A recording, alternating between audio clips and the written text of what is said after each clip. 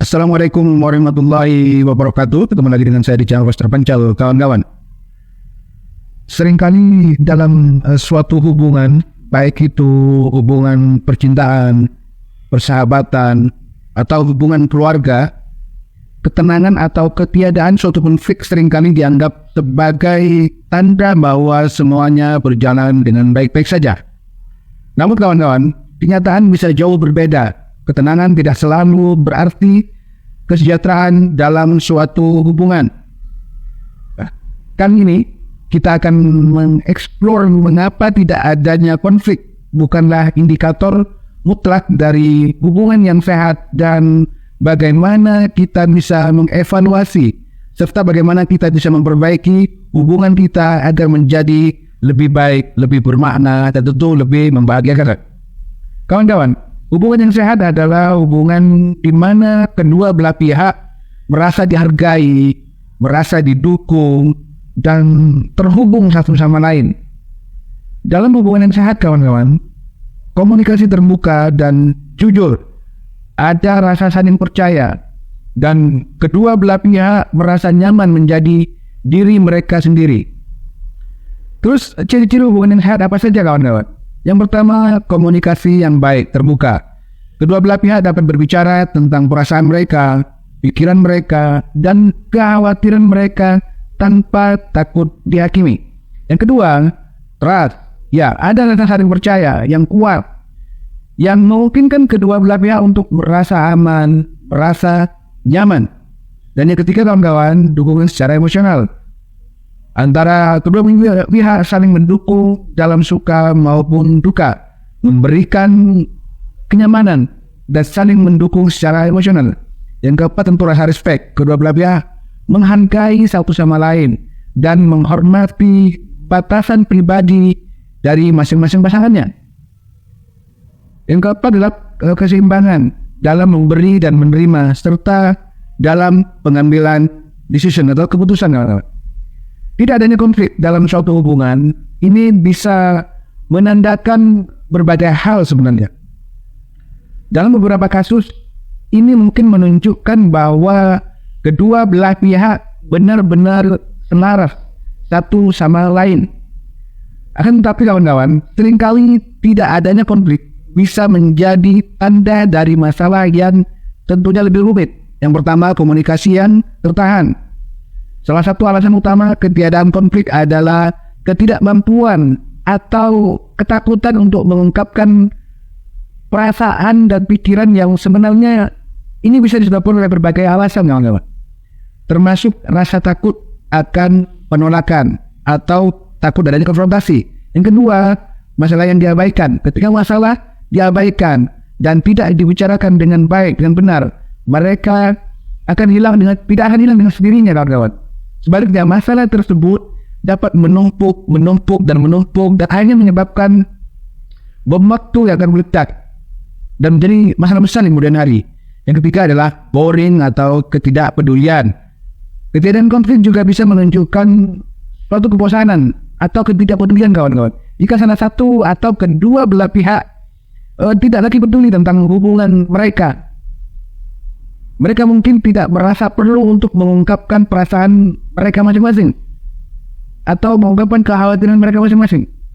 Ini bahaya, kawan-kawan. Kemudian tanda-tanda masalah yang terabaikan itu apa saja?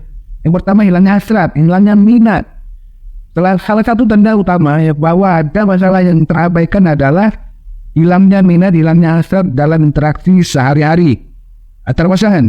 Ini bisa berupa kurangnya komunikasi atau percakapan, kurangnya hasrat untuk menghabiskan waktu berdua, atau bahkan ketidakpedulian terhadap kebutuhan dan perasaan pasangan masing-masing. Yang kedua, kawan-kawan, ketiadaan intimasi. Kurangnya keintiman fisik dan intim secara emosional, ini adalah tanda ada masalah dalam hubungan tersebut. Keintiman adalah bagian penting dari hubungan yang sehat, kawan-kawan. Dan ketidakhadiran keintiman tersebut bisa menunjukkan adanya masalah yang perlu diatasi sebenarnya. Yang ketiga, perasaan tertekan atau terisolasi. Jika salah satu atau kedua belah pihak merasa tertekan atau merasa terisolasi dalam hubungan tersebut, ini adalah sinyal bahwa sebenarnya ada masalah yang perlu diselesaikan dengan cepat. Perasaan ini bisa disebabkan oleh kurangnya komunikasi yang baik, tidak adanya dukungan, atau tidak adanya rasa saling menghargai. Langkah pertama dalam mengatasi masalah dalam hubungan kawan-kawan adalah yang pertama tentunya mengidentifikasi masalah tersebut. Tentu ini memerlukan komunikasi yang terbuka, komunikasi yang jujur antara kedua belah pihak. Ada beberapa langkah sebenarnya kawan-kawan yang dapat diambil untuk bagaimana cara mengidentifikasi masalah tersebut. Tentu yang pertama adalah komunikasi atau diskusi secara terbuka. Luangkan waktu untuk berbicara secara berdua, secara terbuka, secara jujur tentang perasaan dan kekhawatiran masing-masing. Ini bisa dilakukan melalui percakapan santai, ngobrol santai, atau bahkan sesi konseling jika diperlukan. Yang kedua, evaluasi diri. Cobalah untuk koreksi diri kawan-kawan. Melihat ke dalam diri dan mengevaluasi perasaan dan perilaku kita sendiri. Apakah ada hal yang mungkin telah diabaikan atau dihindari? Yang ketiga, mencatat, tulis perasaan dan pikiran dalam suatu jurnal. Ini bisa membantu mengidentifikasi pola atau masalah yang mungkin tidak terlihat sebelumnya. Nah kawan-kawan, setelah masalah berhasil teridentifikasi, langkah berikutnya adalah mencari solusi dan tentunya berusaha untuk memperbaiki hubungan. Yang pertama caranya kawan-kawan yaitu komunikasi dengan efektif. Ini merupakan kunci dalam memperbaiki suatu hubungan. Pastikan kedua belah pihak merasa bahwa mereka didengar, merasa bahwa mereka dihargai. Gunakan teknik komunikasi yang baik, komunikasi yang efektif seperti mendengarkan secara aktif, kemudian menghindari untuk memberi kritik yang destruktif, yang tidak membangun. Yang kedua, carilah dukungan kawan-kawan. Tentu jangan ragu Anda untuk mencari bantuan dari profesional. Ini jika diperlukan. Konseling pasangan atau terapi individu bisa sangat membantu dalam memperbaiki suatu hubungan. Kemudian yang ketiga adalah spending time bersama. Luangkan waktu berdua untuk melakukan aktivitas bersama yang bisa tentunya menjalin bonding, mempererat hubungan. Ini bisa meliputi hal-hal yang sederhana kawan-kawan, tidak harus mahal, seperti berjalan-jalan, memasak bersama, atau bahkan melakukan perjalanan-perjalanan singkat misalnya. Yang keempat, bangun trust, bangun kepercayaan. Ini adalah elemen penting dalam suatu hubungan kawan-kawan. Upayakan untuk membangun kembali trust yang mungkin telah hilang dengan tindakan nyata dan tentunya harus konsisten. Yang kelima yaitu terimalah perubahan. Setiap hubungan akan mengalami perubahan teman-teman. Seiring waktu, terimalah perubahan-perubahan tersebut dan cari cara untuk menyesuaikan diri dengan setiap perubahan atau situasi baru. Ketiadaan konflik teman-teman bukanlah tanda pasti bahwa suatu hubungan berjalan baik-baik saja. Perlu untuk selalu mengevaluasi, perlu untuk selalu berkomunikasi secara terbuka dalam suatu hubungan untuk memastikan bahwa Anda dan pasangan Anda merasa bahagia, merasa terakomodir. Nah, dengan memahami dan mengatasi masalah yang mungkin ada, insya Allah kita dapat menciptakan hubungan yang lebih sehat, yang lebih kuat, lebih bonding dan lebih bermakna, dan tentu akan membawa jalan ke arah kebahagiaan kawan-kawan. Ingatlah kawan-kawan, tidak ada masalah yang tidak bisa diselesaikan.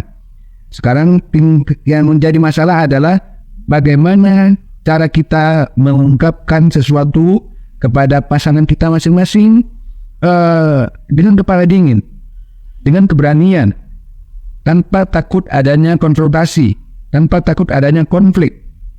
Sebab kenapa? Jika salah satu dari pasangan kita merasa bahwa mereka tidak didengar, merasa bahwa mereka tidak terakomodir dengan baik, merasa bahwa mereka terabaikan, ini sebenarnya sama dengan apa yang kita rasakan. Coba selesaikan baik-baik. Mungkin Anda kenal dengan istilah pillow talk. Semua masalah akan selesai di tempat tidur. Ini sometimes work kawan-kawan. Ini berhasil. Dari banyak pasangan yang menjalankan ini, banyak yang mengaku berhasil. Ya kalau ada suami istri tentunya sambil melakukan hubungan suami istri, tentu ini akan istilahnya mengurai simpul-simpul mati kawan-kawan. Ada kalanya suatu hubungan yang tidak berjalan dengan baik disebabkan oleh faktor hormonal dari setiap pasangan kita. Dari istri kita misalnya premenstruasi, pasti secara hormonal pasti akan berubah. Dari kita sendiri sebagai laki-laki karena terlalu capek, mungkin lapar, mungkin banyak masalah di tempat kerja, akhirnya kita di rumah tidak enak dengan pasangan kita. Ini menjadi pemicu salah satunya kawan-kawan. Ingatlah, komunikasikan dengan baik. Sekali lagi, tidak ada masalah yang tidak bisa dipecahkan. Cuman sekarang masalahnya bisa selesai dengan cepat atau dengan lambat. Ingat kawan-kawan, setiap masalah yang datang kepada diri Anda, ingatlah bahwa it will be past. Semua akan menjadi masa lalu. Semua akan berlalu dan akan berganti dengan hal-hal yang lebih menyenangkan. Jangan lupa share dengan teman-teman Anda, like dan subscribe channel ini kawan-kawan. Terima kasih telah menonton. Sampai jumpa di video-video berikutnya tentunya yang lebih yang tentunya lebih dahsyat dari pertemuan-pertemuan kemarin dan kali ini. Terima kasih. Wassalamualaikum warahmatullahi wabarakatuh.